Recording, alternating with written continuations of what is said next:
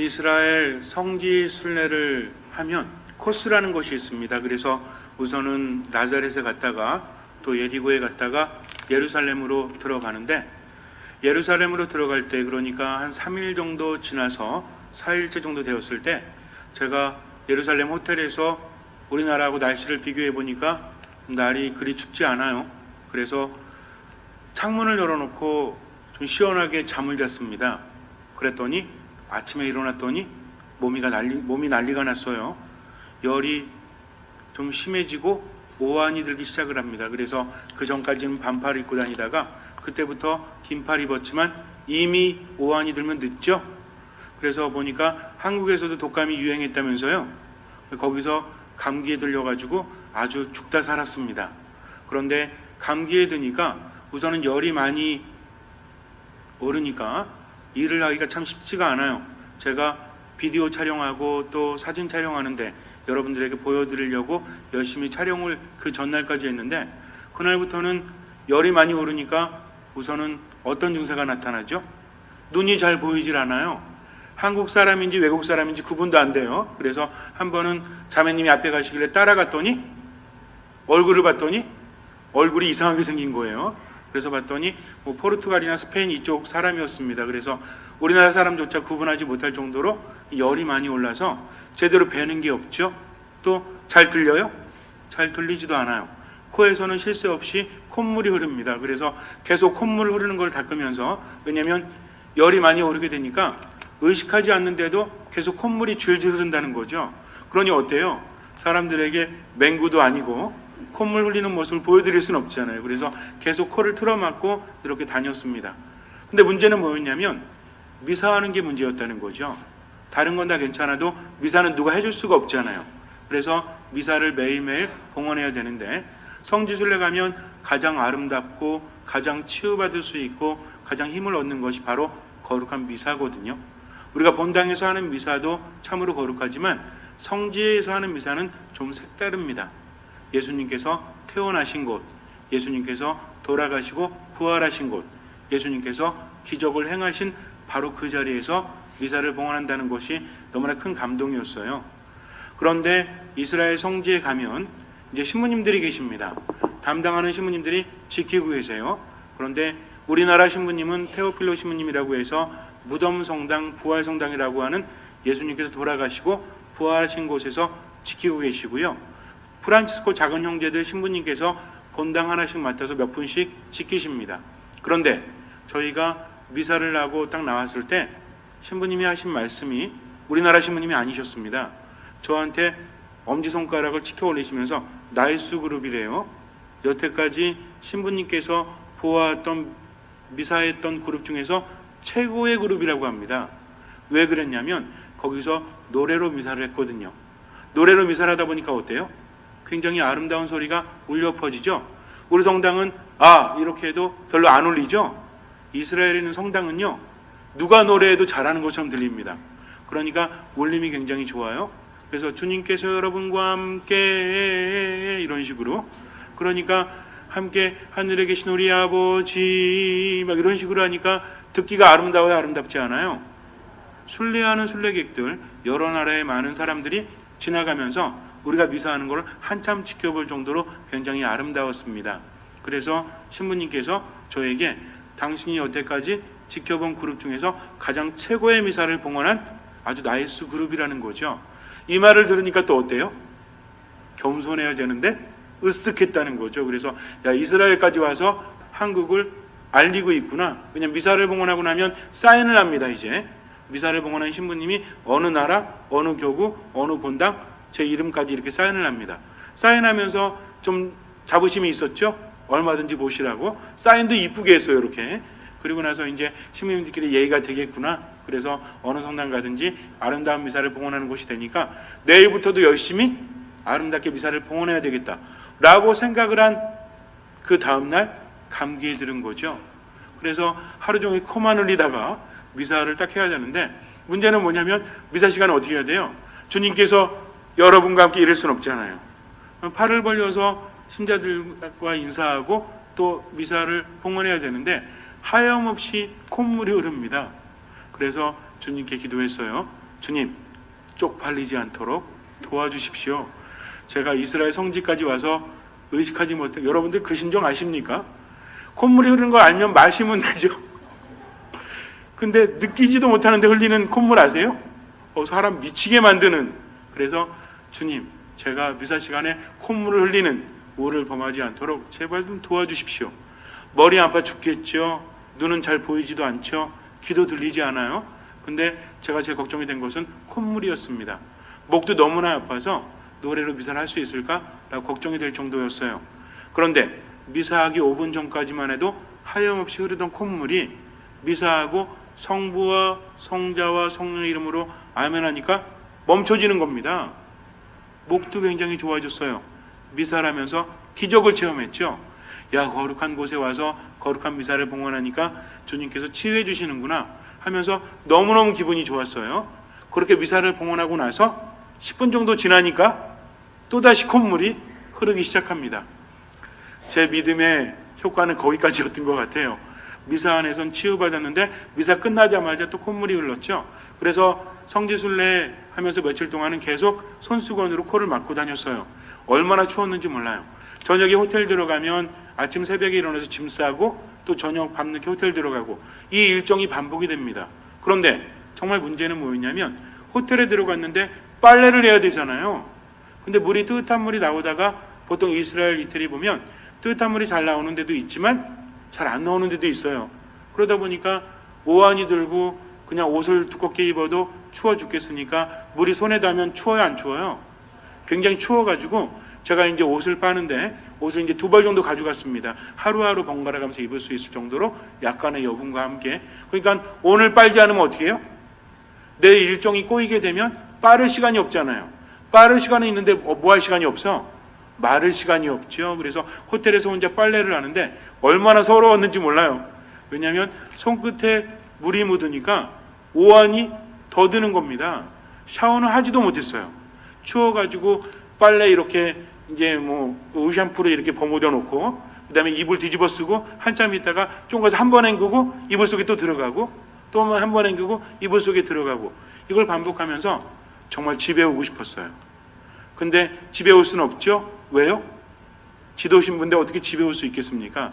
아침마다 신자들이 괜찮냐고 물어보는데 괜찮아요.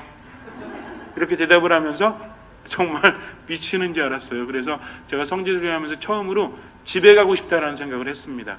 왜냐하면 몸이 아팠기 때문이죠. 다른 거 아픈 건 견딜 수 있어요. 그런데 몸에 열이 나기 시작하면 어때요? 우리도 몸에 열이 나면 아무것도 하지 못하지 않습니까? 열병이라는 게 얼마나 무서운지 아십니까? 제가 듣지 않으니까 헬렌 켈러라는 분도 굉장히 훌륭한 분이었지만 앞도 못 봤죠? 귀도 듣지 못했죠? 어릴 때 이렇게 앓으면서 열이 굉장히 많았기 때문에 그 후유증으로 그렇게 되었다고 합니다. 열병이라는 것은 이렇게 무서워요. 그런데 우리가 육체적인 열병뿐만 아니라 마음의 열병, 정신적인 열병도 분명히 있지 않습니까? 사랑의 열병이라고 들어보셨어요? 사랑의 열병이라고 알아보셨어요? 참 재미없게 인생 사시죠? 사랑의 열병을 앓게 되면 어떤 증세가 나타납니까? 사람마다 다르기도 하지만 열병이라고 한다면 다른 일을 할 수 없는 상태. 그 사람 생각에 온통 사로잡혀서 아무것도 손에 잡히지 않을 때 우리는 사랑의 열병이라고 하지 않습니까? 이것 때문에 죽은 사람도 있어요, 없어요? 상사병 때문에 죽은 사람도 있대요. 그러니까 사랑의 열병도 지나치면 문제라는 거죠. 근데 인간의 정신적인 메커니즘, 인간의 감정적인 메커니즘이 어쩌면 비슷해요. 사랑뿐만 아니라 감정적인 것 때문에 우리 마음이, 정신이 열병을 앓을 때가 있지 않습니까? 큰 상처가 있을 때, 어떤 경험이 있을 때 그것이 나로 하여금 아무것도 하지 못하게 만든 경우가 분명히 있습니다. 점점 내 가치를, 내 기능을 발휘하지 못하게 만든다는 거죠.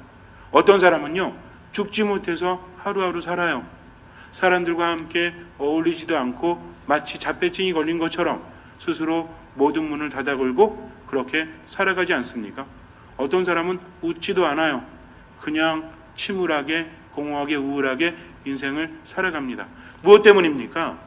지난 상처 때문이라고 말하지만 또 삶 안에 문제가 있다라고 말하지만 결국은 자신의 기능을 제대로 발휘하는 겁니까? 발휘하지 않는 겁니까? 발휘하지 못하고 있는 거죠. 하느님께서는 인간을 어떻게 만드셨어요? 사랑이신 하느님께서는 인간을 사랑하는 존재로 만드셨다는 겁니다.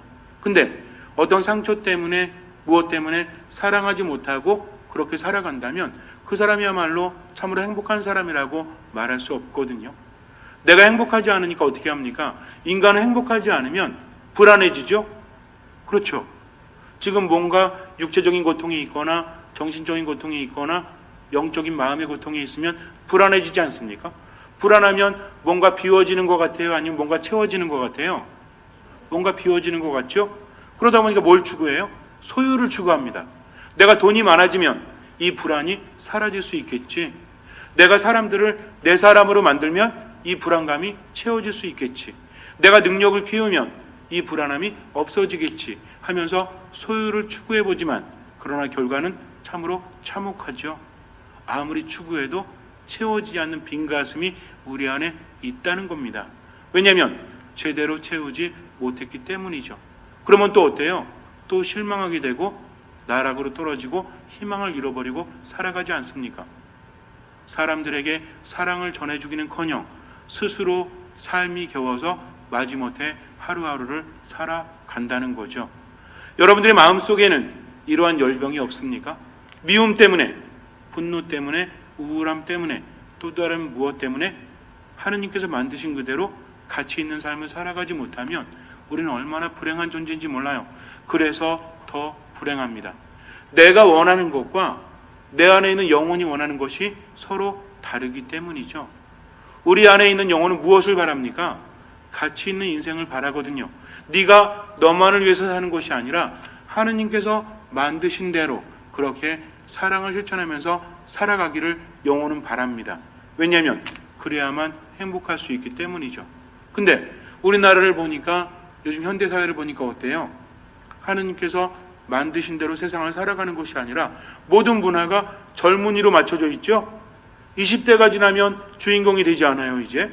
그러니까 어때요? 매스컴을 통해서도 20대의 문화, 문화를 통해서도 20대의 문화. 그러다 보니까 나이가 들면 들수록 상실감이 높아집니까? 적어집니까? 상실감이 더 커지잖아요. 그러니까 내가 상실감을 느끼니까 채워지는 것 같아요? 아니면 비어가는 것 같아요? 비어가는 것 같죠? 그러니까 어디 집착해요? 아까 말했잖아요. 소유에 집착을 하게 됩니다. 이거를 인정하지 않아요. 근데 여러분들 어느 날 갑자기 이렇게 홈쇼핑을 보면서 구매하는 게 많아졌다? 쓰지도 않는데 구매하고 있다라고 하면 한 번쯤 의심해 봐야 돼요.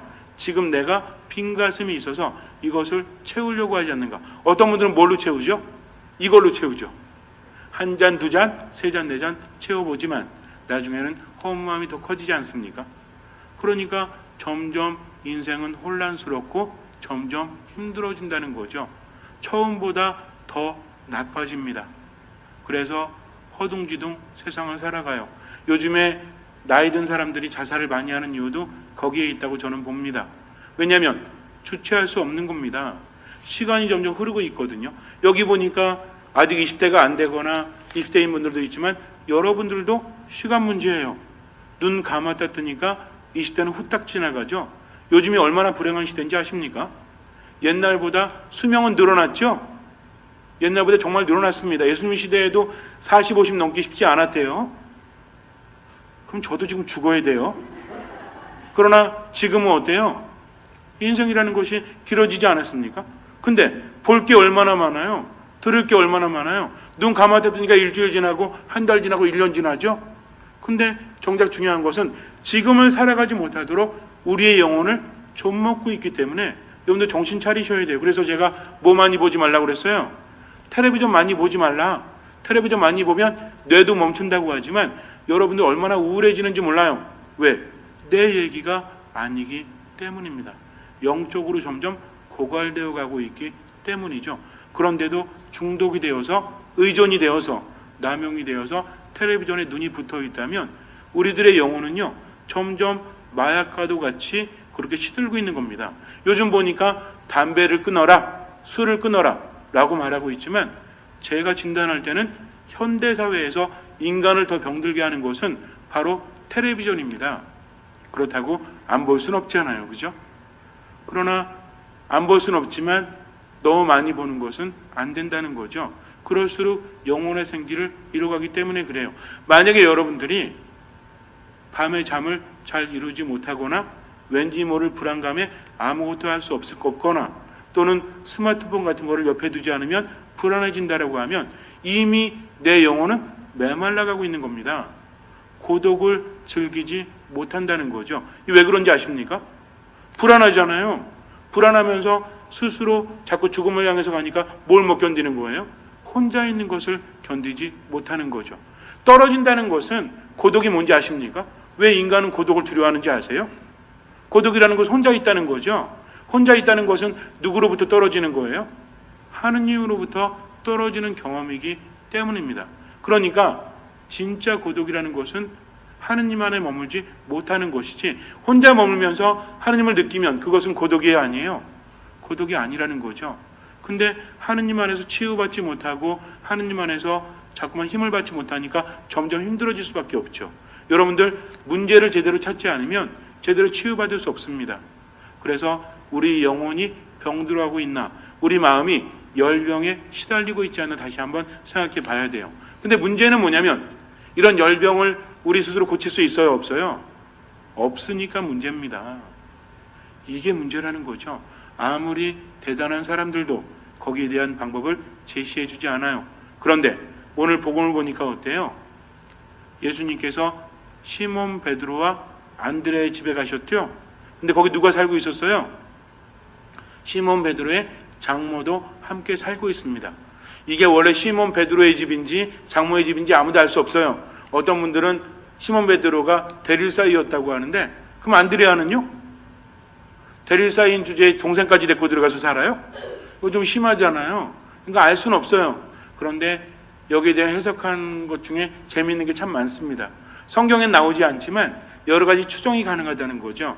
지금 시몬 베드로의 장모는 열병으로 누워있죠? 열병으로 누워있는 사람은 보통 스트레스가 많이 쌓일 때 열병에 걸립니까? 아니면 스트레스가 안 쌓일 때 걸립니까? 물론 바이러스나 이런 거에 대해서 걸리기도 하지만 우리가 건강하면 잘 안 걸리잖아요. 저도 건강하지 않았기 때문에 문 열어놓고 잤지만 감기에 걸린 것처럼, 그래서 시몬 베드로의 장모도 원래 병에 걸렸는데 이 병을 가속화시킨 것은 스트레스다. 이 스트레스가 뭐냐면 제 얘기가 아니에요. 여러분들 안 믿으셔도 돼요. 그냥 가설 중에 하나입니다. 뭐냐면 사이라고 하나 있는 게 고기를 잡아가지고 돈을 벌어도 시원찮은데 뭘 잡으러 다녀 지금? 사람 잡으러 다닌대요. 오늘 그물을 손질하고 있는데 예수님께서 오셔가지고 뭐라고 부르십니까? 나를 따라오너라. 내가 너희를 사람 낚는 어부로 만들겠다. 이 말 듣고 어떻게 써요? 그물을 버리고 예수님을 따라갔죠? 이걸 들은 시몬의 장모가 뭐라 생각했어요? 이런 개뿔, 사람을 잡긴 뭔 사람을 잡아? 진짜 사람 잡으려고 그러나? 물고기나 열심히 잡아가지고 경제 보탬이 되지 못할 망정 한량처럼 예수님이라는 분과 함께 돌아다니는데, 문제는 뭐냐면 예수님이 어느 대학 출신입니까? 서울대? 연대? 고대? 대학도 안 나왔어.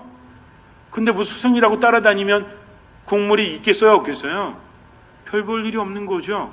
가물길도 있고 유명한 스승들 많은데 하필이면 왜 예수님이야? 이 말이 안 된다는 거죠. 우리는 예수님에 대해서 잘 알고 있지만 당시 예수님은 혜성처럼 나타난 분입니다. 그러니까 예수님의 스승이 누군지도 몰라요. 우리도 보통 뭐 학연이라든지 지연이라든지 이걸 중요하게 여기는 이유가 뭐예요? 좋은 대학 나오면 정말 머리 좋고 능력이 좋아요? 그렇게 여기십니까? 대답을 하세요. 뭐 자기 생각인데. 좋은 대학 나온 사람만이 더 머리가 좋고 능력이 좋습니까? 아니, 열심히 노력하는 사람이 능력이 좋잖아요. 근데 우리는 어때요? 어떤 사람이 S대 출신이다, 어떤 사람은 이름도 못 들어본 대학 출신이다 그러면 누굴 더 믿어요? 왜? 아니, 능력은 다르다며요. 자, 어떤 사람이 더 능력이 좋을까요? 좋은 대학 나온 사람 아니면 뭐 좋은 대학 나오지 않은 사람? 알 수 없죠. 동의하십니까? 정말? 근데 여러분들이 만약에 우리 자식 영어를 과외를 시키는 똑같은 돈이라면 서울대 출신이랑 지방대 출신이랑 누구한테 맡기겠어요? 왜요? 아니 아니라며. 우린 그래요. 스스로 학벌 의미 없다라고 그렇게 이야기하지만 이미 우리도 고정관념에 선입견에 사로잡혀 있지 않습니까? 근데 예수님이라는 분이 아무리 대단하다고 하지만 학벌도 없어. 스승이 누구예요? 예수님 스승이 누구죠? 어떤 분은 또 예수님 스승이 누군지 안 돼. 이러면 큰일 납니다. 이거는. 예수님 스승이 누군지 알아요? 모르잖아요. 그분은 스승도 없어요. 그리고 가진 돈은 많아요? 그것도 없어. 그냥 기적만 조금 일으킨데 이야기 들으니 안심이 돼요, 안 돼요? 당연히 안 됐죠. 그런데 누가 집에 왔대 지금? 안 그래도 열병 때문에 아파 죽겠는데 베드로가 지금 누구 데리고 왔어? 예수님 데리고 왔죠? 우라통이 터져요. 아주 내가 죽지 못해서 아주 그냥 죽을 것 같아요. 그런데 예수님이라는 분이 얼굴을 보러 오십니다. 아주 내가 일어날 수만 있으면 한 대 그냥 해주고 싶은데 열병 때문에 꼼짝하지 못하고 죽을 것만 같아요. 그런데 예수라는 분이 와서 손을 잡아서 일으키십니다. 얼떨결에 일어났죠? 그랬더니 어떻게 됐어요? 열이 떨어지고 온몸이 말짱해집니다. 그때 느낌 여러분들 이해하십니까? 내가 믿을 수 없는데 내 몸이 체험하고 나니까 두렵죠? 하느님 신비 체험하고 나니까 열병을 고칠 수 없는 것인데 한번 손잡아서 일으켜주시니 모든 열이 내렸다. 그러면 그때부터 인생은 바뀝니까? 안 바뀝니까? 여러분들 성경에 나온 사람들의 인생이 얼마나 크게 바뀌는지 아십니까? 그거 알면요 전율이 몸에 흐를 수밖에 없어요. 그런데 그 만남이 우리 가운데서도 이루어질 수 있다니까요. 시몬 베드로의 장모는 열병을 앓고 있었어요. 무엇 때문인지 몰라요. 지금 또 제가 한 말 듣고 가가지고 또 시몬 베드로가 장모가 시몬 베드로 때문에 열병 걸렸다 이러면 돼요, 안 돼요? 이러면 안 돼요. 하나의 추정일 뿐입니다. 어쨌든 열병에 걸려서 그는 아무런 기능도 하지 못했죠. 누워서 있었다. 성경에서 누워있다라는 것은 아주 위독한 상태를 말합니다. 즉 어딜 가고 있는 거예요? 그렇죠. 죽음을 향해서 가고 있다는 거죠. 그러니 제 기능을 할 수 있어요, 없어요? 제 기능을 할 수 없어요. 예수님께서 처음에 행하신 기적이 무엇입니까? 마르코복음에서 마귀를 쫓아내는 기적을 행하셨죠. 두 번째 기적이 바로 열병에 걸린 시몬의 장모를 고쳐주시는 기적입니다. 예수님의 기적은 그 자체로도 의미가 있지만 하느님 나라에 대한 선포의 의미가 있다는 거죠. 마귀는 어떤 존재예요? 인간으로 하여금 해악을 끼치게 만들죠. 해코지하게 만들잖아요. 또 열병은 어떤 존재입니까? 인간으로 하여금 스스로 가치 있는 삶을 살아가지 못하도록 만드는 그런 존재라는 거죠. 우리도 그런 병에 걸려가지고 하루하루를 망치고 있는지도 몰라요. 미움의 열병 때문에, 분노의 열병 때문에, 우울함이나 공허함의 열병 때문에. 그래서 헤어나오고 싶지만 헤어나오지 못하고 하루하루 미궁 속으로 빠져들지 않습니까? 그런데 누가 손을 잡아주세요? 예수님께서 손을 잡아서 일으켜주시니까 그 다음부터 인생이 바뀝니까? 안 바뀝니까? 바뀔 수밖에 없다는 거죠. 시몬의 장모도 꼼짝 못하고 아무런 기능도 발휘하지 못했지만 예수님의 손을 잡고 난 다음에 뭐합니까? 봉사, 서브하잖아요. 그런 인생을 살아갔다는 거죠. 그리고 시몬의 집이 어떤 곳으로 바뀌었어요? 저녁이 되니까 수많은 병자들이 몰려들고 마귀 들린 사람들이 몰려들어서 어떻게 하고 갔습니까? 모두 치유돼서 집으로 돌아가지 않습니까? 그러니까 뭐가 이루어지는 곳? 구원이 이루어지고 치유가 이루어지고 힘이 이루어지는 곳이 되었다는 거죠. 이걸 본 시몬의 장모는 스스로도 체험했지만 수많은 사람들이 치유되는 것을 보고 기분이 어땠을까요? 이제 예수님의 열렬한 추종자가 됩니다. 그분의 뜻대로 살아가는 인생이 바뀌는 체험을 했다는 거죠. 우리도 마찬가지예요. 바뀌지 않으면요, 체험을 하지 않으면 이대로 살다 죽어요. 무슨 의미가 있습니까? 오래 살면 좋아요? 많이 가지면 좋아요? 어차피 죽는 것이 인생인데.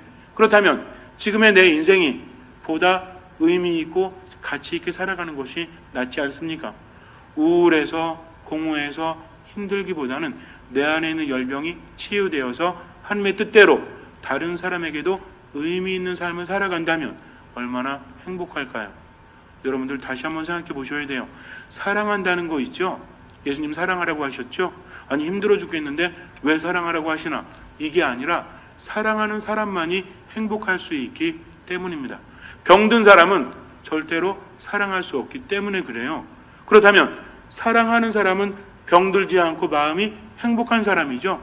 얼마나 즐거운지 몰라요? 나이가 들면서도 어때? 주름이 하나 늘어날 때마다 진짜 미치겠네. 이게 아니라 이제는 눈에 보이는 것이 아니라 보이지 않는 것을 추구하는 삶. 그런 안에서 얼마나 아름다워지는지 몰라요. 근데 맨날 한숨만 쉬면서 내 젊음은 어디로 가는가 하면서 과거만 돌아보는 사람은 얼마나 불행해요. 다른 사람에게도 행복을 전해줄 수 없다는 겁니다. 그러니까 우리 또한 마찬가지예요. 치유되어서 힘을 받아서 하나님의 뜻대로 살아가는 사람, 가치 있는 사람이 되어야 하는데 문제는 어디서 치유받죠? 이제 내일 아침에 당장 일어나자마자 이스라엘 티켓 끊어가지고 어디로 가야 돼? 가파르나움으로 가야지. 왜? 거기 시몬의 집터가 있으니까 거기 가면 돼요? 아닙니다. 시몬의 집에서 치유가 이루어진 것은 집터가 좋아서가 아니라 누가 함께 하셨기 때문입니까? 예수님께서 함께 하셨기 때문이죠. 그럼 여러분들 어디서 치유받을 수 있고 어디서 힘받을 수 있어요? 여기요, 여기. 예수님께서 함께 하십니다. 사람들이 몰려들 때 얼마나 설레이는 마음으로 예수님께 왔을까요? 그럼 여러분들은 설레이는 마음으로 주일날 성당에 오십니까? 성당에 가서 예수님한테 치유받을 수 있구나, 예수님께로부터 힘을 받을 수 있구나 라고 생각하면서 오시죠? 대답 소리 봐라. 그런 마음으로 오시죠? 그러면 걱정하지 마세요. 온전히 맡기십시오. 내가 부족해도요, 이미 아신다니까요. 속일 필요가 없습니다. 주님 앞에 앉으면 있는 그대로 받아들이세요. 생각하지 마세요. 말씀 안에서 온전히 머무십시오. 생각을 이끌어 주실 수 있도록 나를 맡기셔야 됩니다. 근데 성당에 들어와서 자기 생각만 하면 바뀌어요, 안 바뀌어요? 백날 해보세요, 바뀌나? 근데 말씀을 들으려고 성체를 바라보고 감시를 바라보고 귀를 기울이게 되면 주님께서 내 생각을 움직여 주십니다.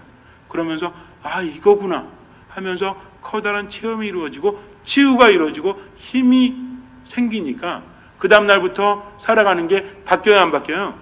바뀔 수밖에 없죠. 주일이 다가올수록 어때? 가슴이 두근두근 거리죠? 왜? 심장병 걸려서? 그게 아니라 주님께 내가 또 갈 수 있구나, 또 치유받을 수 있구나 하면서 기다려진다는 겁니다. 그러면서 인생이 얼마나 풍성해지는지 몰라요. 근데 안 그러면요, 주님 떠나서 치유받지도 못하고 그렇게 살아갑니다. 여러분들이 성당에 들어오실 때마다 연옥에 있는 영혼들은 얼마나 부러워하는지 몰라요. 너무나 좋겠다.